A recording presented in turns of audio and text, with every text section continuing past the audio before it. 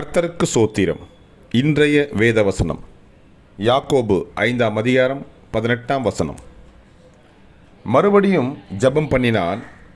அப்பொழுது வானம் மழையை பொழிந்தது, பூமி தன் பலனை தந்தது. ஆமென். யாக்கோபு 5ஆம் அதிகாரம் 18ஆம் வசனம். மறுபடியும் ஜெபம் பண்ணினான்.